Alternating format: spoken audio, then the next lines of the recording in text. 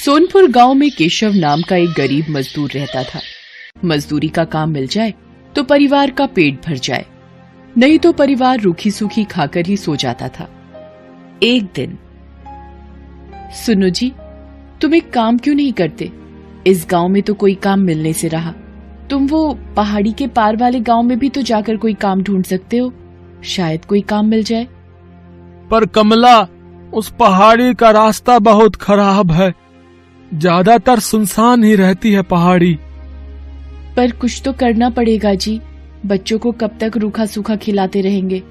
कोशिश तो करनी ही पड़ेगी ना जी।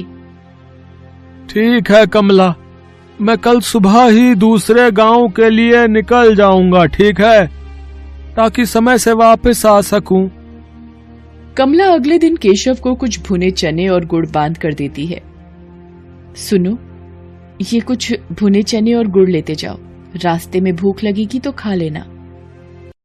केशव मजदूरी करने के लिए दूसरे गांव निकल पड़ता है।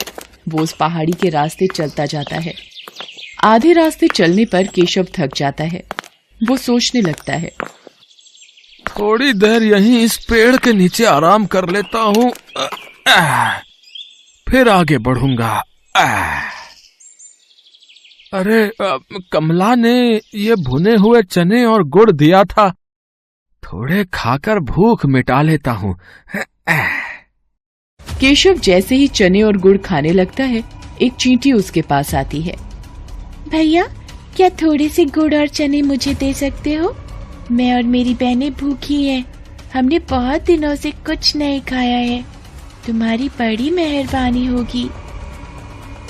हाँ, ये लो, तुम इन गुड़ और चनों से अपना और अपनी बहनों का पेट भर लो। चींटी खुशी खुशी वो गुड़ और चने अपनी बहनों को खिलाती है। जैसे ही चींटियां गुड़ और चने खाती हैं, देखते ही देखते वो सब सुंदर परियां बन जाती हैं। केशव ये सब देखकर हैरान रह जाता है। शुक्रिया रागीर, आज तुम्हारी वजह से हम श्राप से मुक्त हो गई। हम परीलोक से धरती पर घूमने निकली थी। इस पेड़ के नीचे एक महात्मा भोजन कर रहे थे। हमने भूल से उनके भोजन में कंकड़ फेंक दिए, जिससे उन्होंने हमें चींटी बना दिया और श्राप दिया कि जब तक कोई राहगीर हमें भोजन नहीं देगा, हम अपने असली रूप में नहीं आ पाएंगी। पर तुम इस पहाड़ी पर कैसे? यहाँ तो कोई नहीं आता जाता। केशव परियों को सारी आपबीती सुनाता है, जिसे सुनकर परियां भी बहुत दुखी होती हैं। वो केशव से कहती हैं, तुम चिंता मत करो केशव, तुमने आज हमारी सहायता की है, इसलिए हम भी बदले में तुम्हें कुछ देना चाहते हैं। ये जादुई चूल्हा है, इस पर बर्तन रखते ही ये जल उठेगा और तुम जो भी कुछ खाने को मांगोगे बर्तन में पक जाएगा। मैं तुम्हें एक मंत्र बताती हूँ। जैसे ही तुम एक थी दुल्हन एक था दूल्हा, बंद हो जा जादुई चूल्हा बोलोगे, चूल्हा खाना पकाना रोक देगा। केशव को जादुई चूल्हा देकर परियां अपने लोक में वापस चली जाती हैं। केशव वो चूल्हा लेकर खुशी खुशी घर वापस आ जाता है। अरे, तुम तो बहुत जल्दी वापस आ गए, और ये चूल्हा कैसा? अरे कमला रुको, मैं तुम्हें एक जादू दिखाता हूँ। तुम एक पतीली लेकर आओ। हाँ। कमला एक खाली पतीली लेकर आती है। केशव पतीली को जादुई चूल्हे पर रखता है और चूल्हा जल उठता है। केशव दाल बोलता है और पतीली दाल से भर जाती है। केशव एक एक करके चूल्हे पर बर्तन रखता जाता है और मिनटों में सारा खाना बनकर तैयार हो जाता है। ये देखकर कमला और बच्चे बहुत खुश होते हैं। देखा कमला, मिनटों में सारा खाना इस चूल्हे पर तैयार हो रहा है। और कुछ चाहिए तो बोलो। बस बस, अभी इतना बहुत है हमारे लिए। ठीक है, मैं इस चूल्हे को अब बंद कर देता हूँ। एक थी दुल्हन एक था दूल्हा, बंद हो जा जादुई चूल्हा। केशव मंत्र बोलता है और चूल्हा बंद हो जाता है। अब केशव के परिवार को भूखा भी नहीं सोना पड़ता था। एक दिन, सुनो जी, मैं सोच रही हूँ क्यों ना हम एक चाय का ढाबा खोल लें। इस चूल्हे पर चाय और पराठे बनाकर बेचा करेंगे, इससे थोड़ी कमाई भी होनी शुरू हो जाएगी और तुम्हारी काम की तलाश भी बंद हो जाएगी। कह तो तुम ठीक रही हो कमला, बिल्कुल ठीक है। अब मैं एक दुकान किराए पर ले लेता हूँ। जो पैसे आएंगे उससे किराया भी भर देंगे और घर खर्च भी निकल आएगा। केशव घर के नजदीक ही एक छोटी सी दुकान किराए पर ले लेता है और जादुई चूल्हा रखकर चाय बनानी शुरू कर देता है।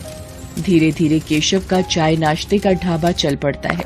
आने जाने वाले लोग केशव के ढाबे पर रुककर चाय पराठे खाया करते थे। जिन गरीबों के पास पैसे नहीं होते थे, केशव उन्हें मुफ्त में ही खाना बांट दिया करता था। उसे अपनी गरीबी के दिन याद थे। धीरे धीरे केशव की गरीबी की हालत में सुधार होने लगता है। एक दिन, अरे भाई केशव, कैसे हो? अरे मोहन, अरे तुम शहर से कब आए भैया? है गांव का तो रास्ता ही भूल गए लगता है। बस काम से फुर्सत ही नहीं मिलती।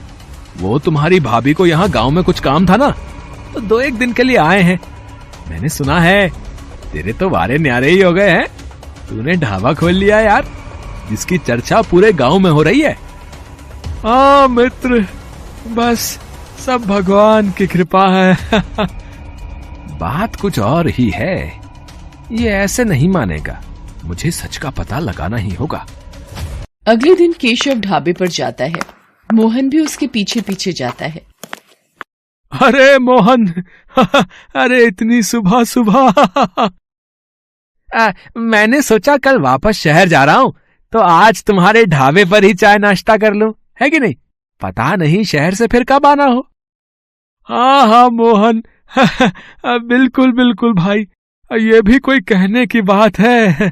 अरे तुम बैठो, मैं तुम्हारे लिए चाय और पराठा लेकर आता हूँ ना। केशव ढाबे की रसोई में चला जाता है। मोहन केशव को छुपकर देखने लगता है। ये क्या जादू है?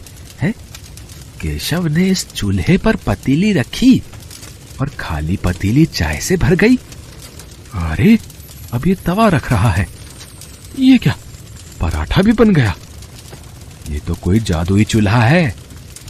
अच्छा, तो ये बात है। तभी कहूं, ये रूखी सूखी खाने वाले ने ढाबा कैसे खोल लिया है? ये चूल्हा वैसे मेरे पास होना चाहिए, मैं इसे चुरा लेता हूँ। हाँ। शाम को जब केशव घर लौट जाता है, मोहन रात के वक्त चूल्हा चुरा कर पत्नी के साथ शहर भाग जाता है। केशव जब ढाबे पर आता है, चूल्हा गायब होता है। अरे कमला, कमला, अरे हमारा जादुई चूल्हा चोरी हो गया है। अब हम क्या करेंगे? कैसे पैसे कमाएंगे? सुनो जी, जो हो गया सो हो गया। इस बहाने हमें मार्गदर्शन तो मिला। अब आप एक नया चूल्हा लेकर इस ढाबे को आगे बढ़ाओ। देखना, आपकी मेहनत रंग लाएगी। केशव एक मेहनती व्यक्ति था, इसलिए उसने फिर से एक नई शुरुआत की। उधर जब मोहन अपनी पत्नी के साथ शहर में अपने घर पहुंचा। जाओ शीला, एक खाली पतीली ले आओ। अभी तुम्हें इस चूल्हे का जादू दिखाता हूँ। जादुई चूल्हे, मुझे पुलाव चाहिए, पुलाव। चूल्हे पर बर्तन रखकर मोहन ने जैसे ही पुलाव बोला, चूल्हा जलने लगा और पुलाव बनता चला गया। मोहन चूल्हे को फूंक मार मार कर बंद करता रहा, पर वो बंद ही नहीं हो रहा था। अरे ये चावल बनने तो बंद ही नहीं हो रहे। अरे ऐसे तो पूरा कमरा भर जाएगा। हम दोनों चावल के ढेर में दबकर मर जाएंगे। शीला, क्या करूं? कुछ समझ नहीं आ रहा है। अब तो एक ही रास्ता है, इस चूल्हे को तोड़ दो। हाँ, ये ठीक रहेगा। मैं इस घटिया चूल्हे को तोड़ देता हूँ। मोहन गुस्से में चूल्हे को पटक कर तोड़ देता है।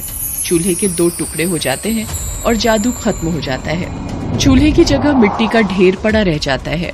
केशव को जादुई चूल्हे की मदद से काम मिल जाता है और वो मेहनत से पैसे कमाने लगता है, जबकि मोहन के हाथ में आकर जादुई चूल्हा मिट्टी हो जाता है। किस्मत भी उनका ही साथ देती है जो ईमानदार और नेक दिल होते हैं। चोर और मक्कार व्यक्तियों के हाथ सदा ही खाली रह जाते हैं। हेलो दोस्तों, कैसे हैं आप सब? हमारी कहानियाँ देखने के लिए हमारे चैनल को सब्सक्राइब कीजिए और हाँ, बेल आइकॉन पर क्लिक करना मत भूलिएगा।